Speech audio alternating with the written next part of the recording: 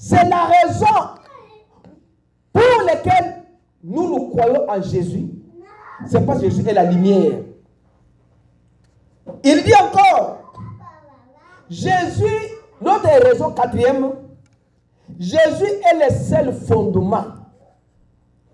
Il faut bâtir sur Jésus-Christ.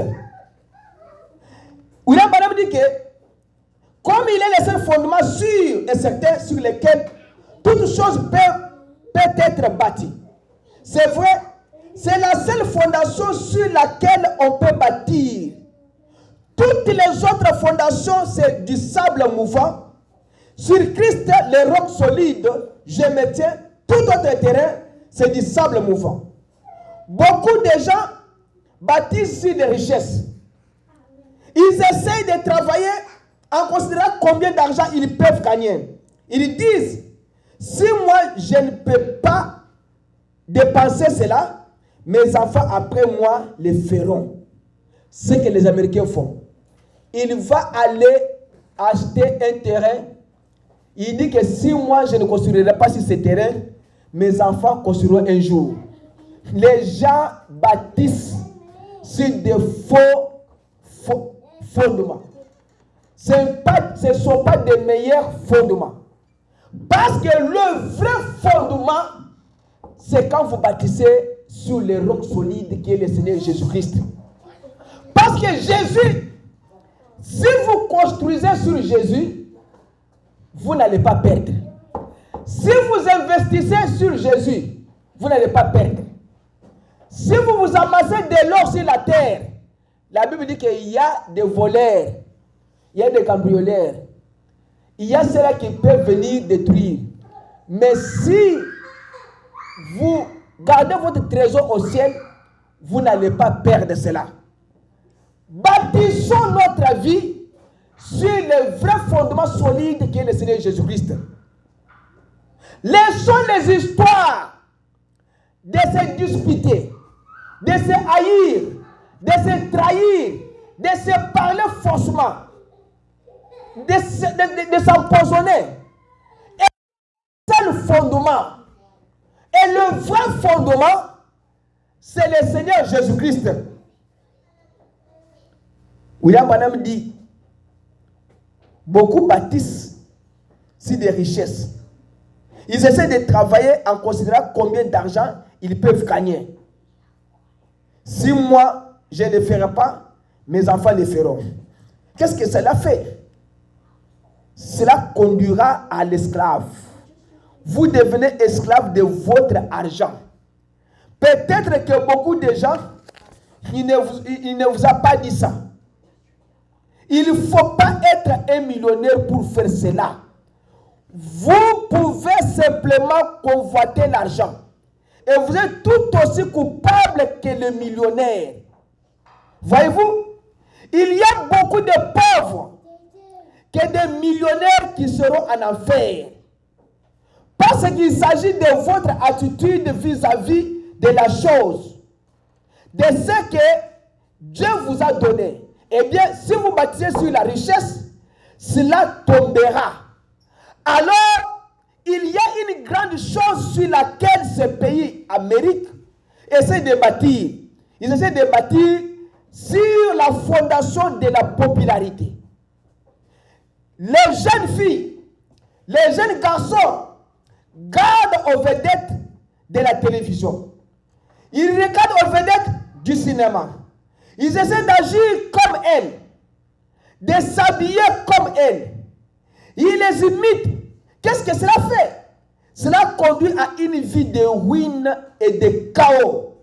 C'est du chaume et du foin qui seront brûlés lors du jugement. Nous ne pouvons pas imiter le monde et les choses du monde. Nous devons aimer Dieu.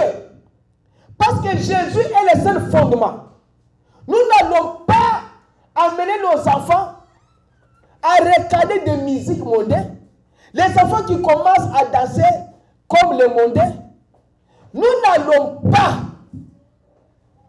mettre la vie de nos enfants en danger. Nous ne pouvons pas faire que nos enfants aient une mauvaise fondation ou fondement. La meilleure fondation, le meilleur fondement solide, c'est Jésus-Christ. Essayons de bâtir la vie de nos enfants, de notre propre vie, sur Jésus-Christ qui est le fondement solide. Vous ne pouvez pas bâtir sur le fondement de l'instruction. Nous ne pouvons pas non plus bâtir sur cela, sur la puissance politique. La politique ne peut pas nous amener au ciel. L'instruction ne nous amènera pas au ciel.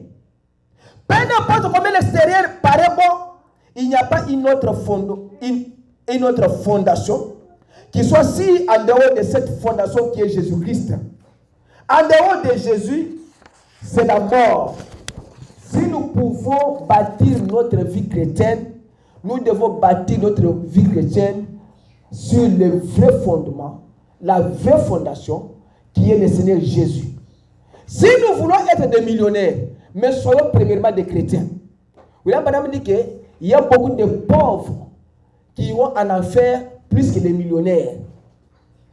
Pourquoi? Parce que lui-même, le pauvre, il essaie de devenir un millionnaire par un moyen malhonnête. Mais il y a un millionnaire qui l'est devenu par une meilleure manière. Il a travaillé, il donne sa dîme, il donne les offrandes, il soutient l'église. Dieu lui rend riche et il rend au ciel. Mais toi, le pauvre, on te paye. Tu ne regardes pas même qu'à l'église, on met de l'argent. Et tu crois que tu iras au ciel. L'argent à l'église, ce n'est pas un péché. Il dit que si nous voulons être riches, que notre richesse soit basée en Jésus-Christ. Le meilleur fondement. N'essayons pas de devenir des millionnaires aussi longtemps que nous n'avons pas même le Saint-Esprit. Avant de chercher beaucoup d'argent, cherchez d'abord le Saint-Esprit. Alors le meilleur fondement, c'est le Seigneur Jésus-Christ. Cinquième chose, ce qui nous amène à Jésus, c'est parce que Jésus, il est le bonheur éternel. Vous avez dit que comme Jésus est le bonheur éternel, c'est lui qui nous donne la vie et la paix éternelle.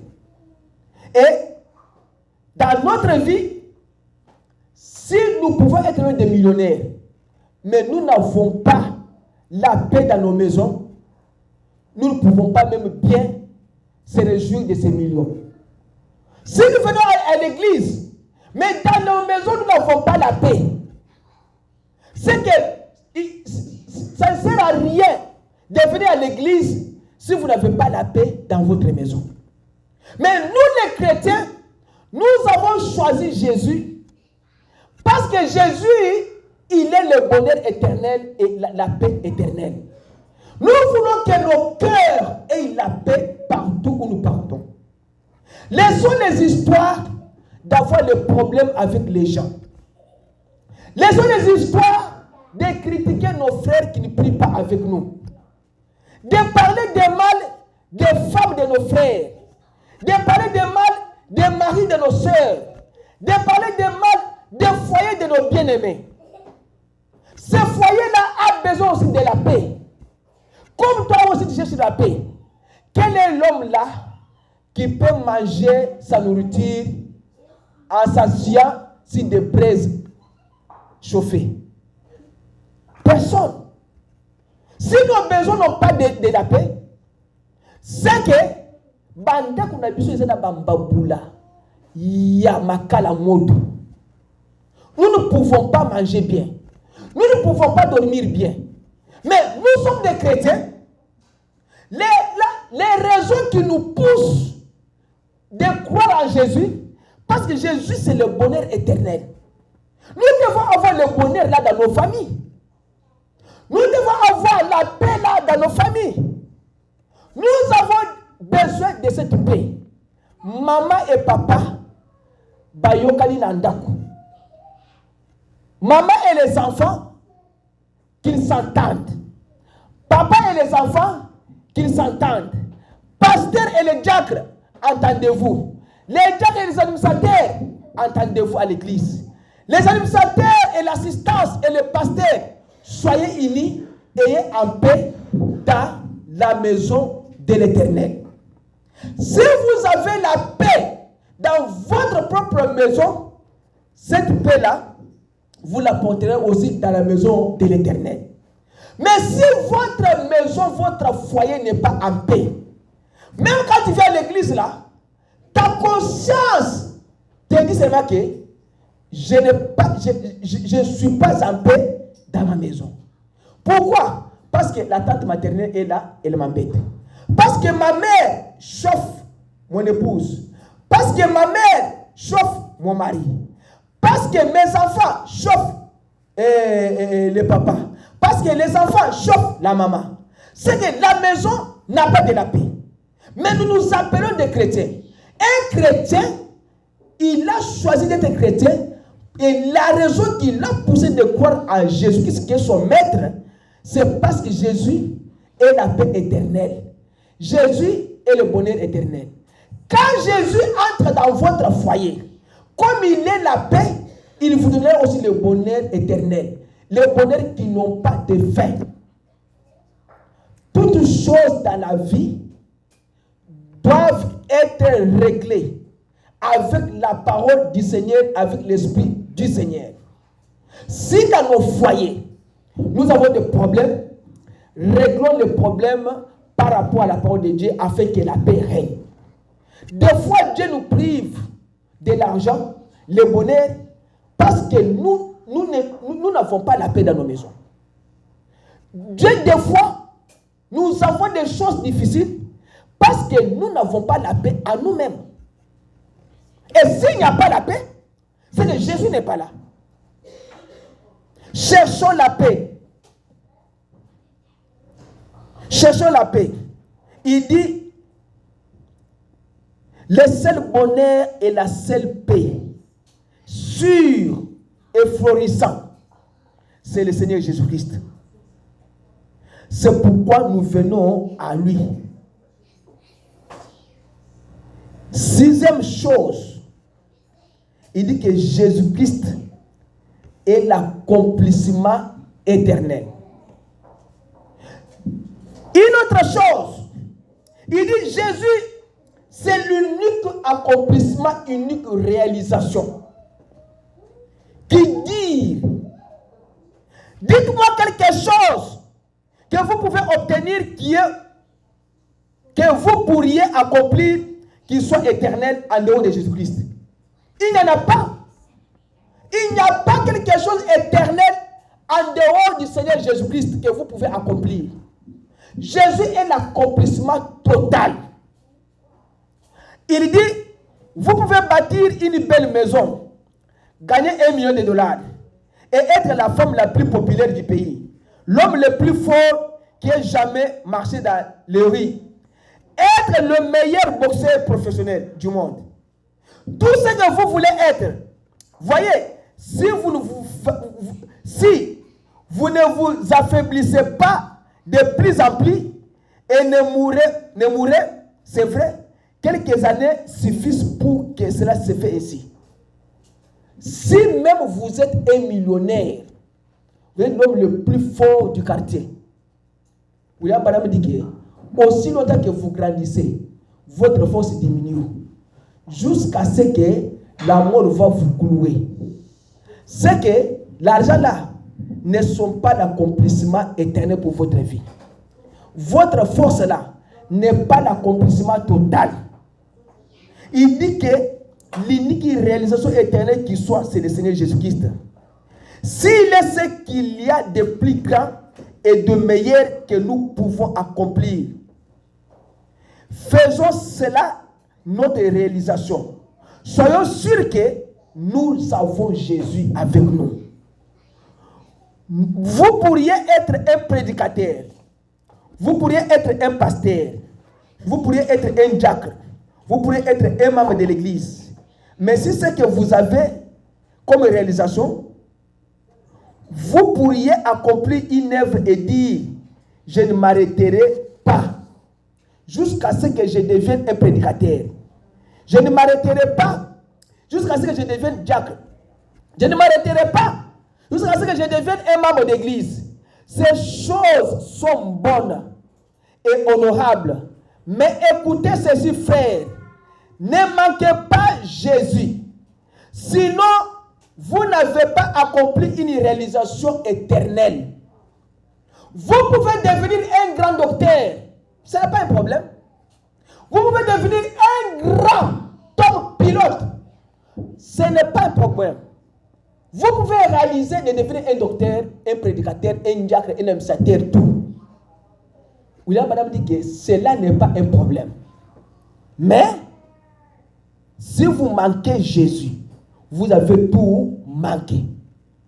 Parce que Jésus, c'est l'accomplissement éternel. Il a accompli toutes choses. Il a dit à la croix, Père, tout est accompli. Il n'a pas laissé aucune chose.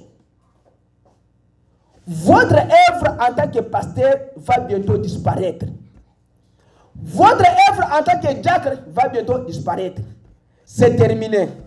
Votre qualité de membre de l'église sera pour longtemps effacée des esprits des gens. Juste dans quelques temps.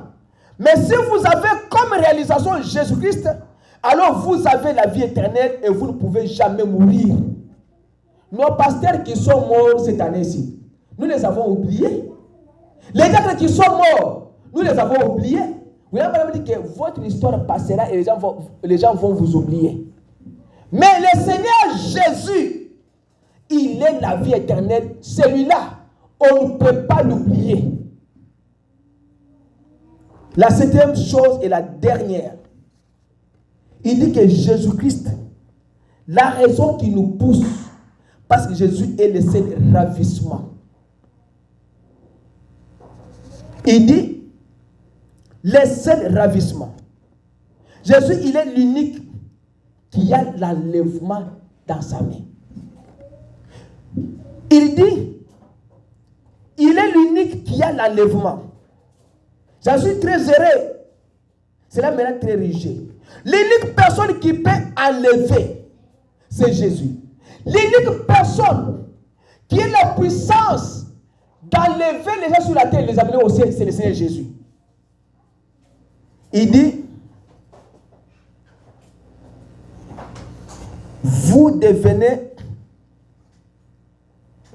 Il dit que tu peux te lever le matin, aller à la pharmacie, procurez-vous un médicament qui vous rendra tellement sain qu'il vous enlèvera jusqu'à dans les gloires, que le médecin vous fasse une opération qui vous enlèvera de la tombe jusqu'à dans la gloire. Allez chercher le médicament. Si tu peux avoir un médicament que tu peux prendre, tu deviens sain et tu pars dans l'enlèvement, tu ne trouveras pas ces médicaments-là. Tous les médecins ont fait les médicaments, ils n'ont pas pu trouver des médicaments. Les médicaments qui peuvent créer un homme et les médicaments qui peuvent rendre un homme sain pour l'amener dans l'enlèvement, ils ne peuvent pas. Vous avez madame dit allez acheter des médicaments. Jésus, c'est l'unique ravissement. L'unique personne qui a la puissance d'enlever les gens, c'est le Seigneur Jésus. Maintenant, nous avons choisi Jésus parce qu'il est l'unique qui a la puissance d'enlever des ravissements. Parce que au dernier jour, quand il viendra, il nous prendra. Alors, nous, en tant que chrétiens, il dit, pour que vous puissiez comprendre cela, les Juifs ne l'ont pas accepté. Les Mahomet n'acceptent pas Jésus. Les autres personnes ne l'acceptent pas. Même si vous lui prêchez comment, ils ne doivent pas comprendre Christ. Parce que comprendre Christ, c'est ce que Nicodème n'avait pas compris. Jésus lui a dit, tu dois naître de nouveau. Moi, est-ce que je peux être dans le sein de ma mère est né de nouveau. Dieu mal compris. Les gens comprennent mal Christ. C'est pourquoi ils ne parviennent pas à choisir Jésus comme un modèle. Parce qu'ils le comprennent mal. Ils utilisent mal les écritures bibliques. Il y a un prédicateur qui a dit à un musulman, nous comprenons le langage de Jésus-Christ. Nous là, quand Jésus nous parle, nous comprenons son langage. Mais vous ne pouvez pas comprendre le langage du Seigneur Jésus-Christ. Pourquoi? Parce que Nicodème était un docteur en théologie. Mais il n'a pas compris Jésus. Même aujourd'hui, les gens ont mal compris William Branham. C'est toujours comme ça. Même si William Branham leur dit que moi, en dehors de moi, vous n'irez pas au ciel. Ils ne comprendront pas. Mais ceux qui croient au message, ils savent que si William Branham dit qu'en dehors de moi, en dehors de ce message, personne n'ira au ciel, ils comprennent bien le langage de William Branham. Pourquoi? C'est parce qu'ils ont l'esprit de Christ en eux, qu'ils leur disent que ce qu'il dit là, il vous dit que par son canal, il y a un message qui a été envoyé au peuple pour leur préparer pour l'enlèvement. Ce n'est pas William Branham qui doit amener les gens dans l'enlèvement, mais c'est son message qui prépare les gens pour aller dans l'enlèvement. Et celui qui a la puissance d'enlever, c'est le Seigneur Jésus-Christ. C'est pourquoi les gens comprennent mal les choses. William Branham dit qu'ils comprennent mal. Les Juifs ont mal compris Jésus. Tout au long des âges, ils disent, voilà. Vous comprenez le royaume de Dieu. Le royaume de Dieu est en vous. Et si vous ne pouvez pas en réalité voir cela, à moins que vous voyez cela opérer. Mais l'unique façon pour vous d'être à mesure de comprendre cela, il faut naître de nouveau comme Nicodème on l'avait dit. Pour naître de nouveau, vous devez être rempli de l'Esprit de Dieu. Alors vous êtes en Christ. Alors vous êtes en Christ. Le Saint-Esprit qui a écrit la Bible, qui a manifesté Christ, est en vous pour reconnaître son propre être. Amen. Voilà pourquoi vous devez venir à lui, à Christ. Voilà pourquoi nous venons à Christ. Lorsque les apôtres avaient quitté les églises, ils ont reçu le baptême du Saint-Esprit à la Pentecôte. Celui-ci les a fait tituber comme des hommes ivres, parlant en d'autres langues et agissant drôlement, et étaient traités d'une bande d'illettrés, d'ignorants. La Bible dit qu'ils étaient des hommes du peuple sans instruction. Mais les gens les reconnurent pour avoir été avec Jésus. Pourquoi? Parce que l'Esprit de Christ avait déjà habité en eux. C'est pourquoi les gens les ont dit, vous êtes ceux-là qui étaient avec Jésus-Christ. Il dit que les œuvres que je fais, vous les ferez aussi. Quand ils ont commencé à agir parce que Jésus était déjà en eux, les gens ont commencé à dire, ils commencent à manifester leur maître. Parce qu'ils étaient nés du baptême, ils étaient remplis du baptême du Saint-Esprit. Pour terminer, William Branham dit que je crois que Christ vient bientôt. Je crois que nous sommes à la fin de la route. Je crois que les nations se disloquent. Je crois que le temps de la fin est proche. J'en suis sûr, franchement. J'en suis absolument sûr. J'irai plus loin pour dire, je le crois et je le sais. Nous sommes à la fin de la route. Dans combien de jours? Dans combien d'années ou de semaines? Je ne sais pas. Personne ne le sait, pas même Jésus. Il a dit, seul Dieu le sait. Je ne sais pas quand cela arrivera. À quelle heure cela arrivera. Mais je sais que c'est pour bientôt, car ce sont là les choses qui sont censées arriver avant sa venue. il dit pour conclure, laissez-moi vous persuader ce soir, mon ami qui est en dehors de Christ, que si vous cherchez la fondation sûre, si vous voulez le chemin, vous voulez la vérité, vous voulez la lumière, vous voulez le bonheur éternel, vous voulez la paix, l'unique ravissement, vous voulez aller dans l'enlèvement, acceptez Jésus-Christ comme votre sauveur personnel et soyez remplis de son esprit. Alors, lorsque son esprit se mettra à agir, vous reconnaîtrez son esprit. Ne venez pas à l'église sans le Saint-Esprit. Cherchez le royaume des cieux premièrement et sa justice. Amen. Et le reste vous sera accordé par-dessus. C'était là Jésus hier. C'est Jésus aujourd'hui. S'il est le même hier, aujourd'hui éternellement, vous ne pouvez pas croire cela avant que vous n'ayez reçu Christ en vous. Alors, il témoigne lui-même que c'est lui. Voyez-vous, ce que je veux dire, c'est ainsi qu'on peut l'avoir en les recevant. Les 7 raisons pour lesquelles nous devons les recevoir maintenant, nous ne pouvons pas aller auprès d'aucune autre personne. Sinon, auprès de toi, vous ne pouvez pas aller vers l'église et recevoir cela. Je ne connais pas une dénomination vers laquelle vous pouvez aller et recevoir. Je n'ai rien contre la dénomination, mais bien des gens pensent simplement que parce qu'ils sont nombreux, ils sont membres d'une église, c'est tout ce qu'ils ont à faire. Vous devez venir à Jésus.